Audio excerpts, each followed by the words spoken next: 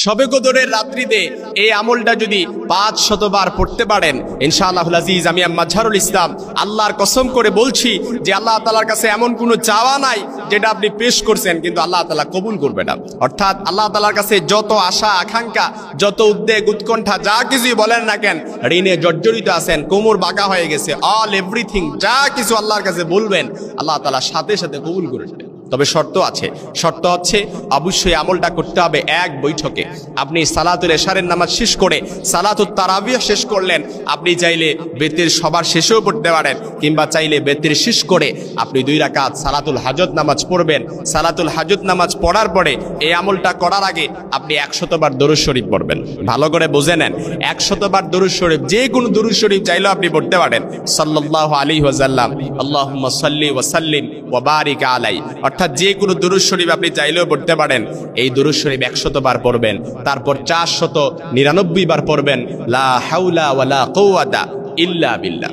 এই যে লা হাওলা ওয়ালা কুওয়াতা ইল্লা বিল্লাহ, এটা পারি না এরকম কেউ নাই। আমি ভালো করে আপনাদেরকে বুঝাই দিচ্ছি। লা হাওলা, এই হা কিন্তু 2টা আছে, একটা হচ্ছে হায়া হুত্তি আর একটা হচ্ছে হায়া হাওয়াজ। আপনাকে অবশ্যই এই হাটা, হায়া হুত্তি যেটা, এটা পড়তে হবে।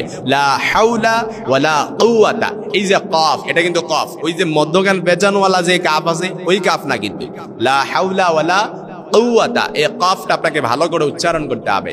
লা হাওলা ওয়ালা কুওয়াতা ইল্লা বিল্লাহ, এটা 499 বার পড়বেন। একবার পড়বেন লা হাওলা ওয়ালা কুওয়াতা ইল্লা বিল্লাহিল আলিয়্যিল আযীম। এই 500 বার হওয়ার পরে আপনি আবার দরুদ শরীফ পড়বেন 100 বার।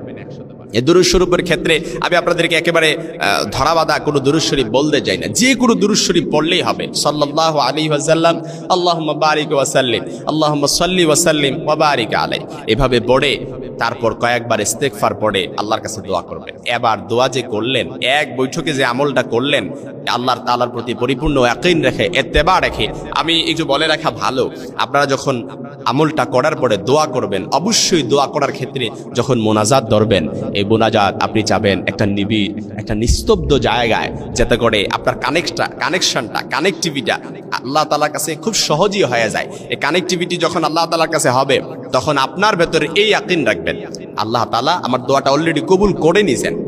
আপনি যখন দোয়া করবেন, এই দোয়া করার ক্ষেত্রে আপনি আপনার উপর এই ইয়াকিন রাখবেন যে আমি যেই দোয়াটা করব, এই দোয়াটা আল্লাহ তাআলা অলরেডি কবুল করে নিয়েছেন।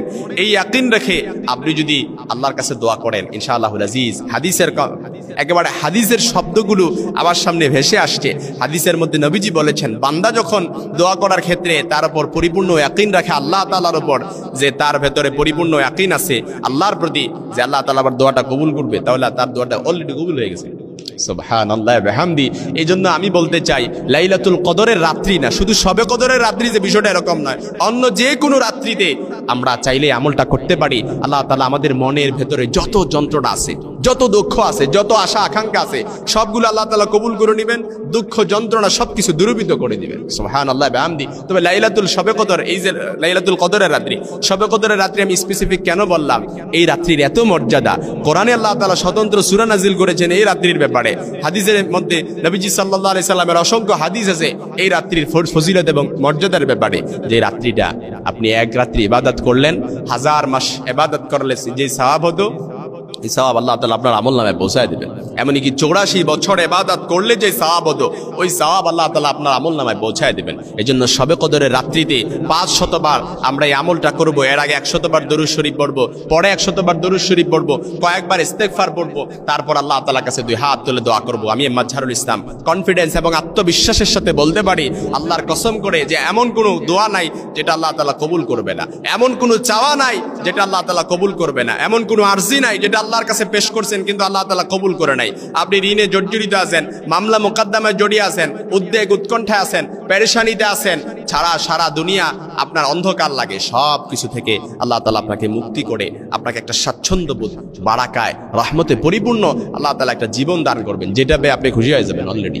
সুবহানাল্লাহ বিহামদি। তখন আমি মাজহারুল ইসলামের কাছে একটু করে ফোন করে হলেও বললেন যে হুজুর আলহামদুলিল্লাহ আপনার এই আমলটা আমি ফল পাইছি।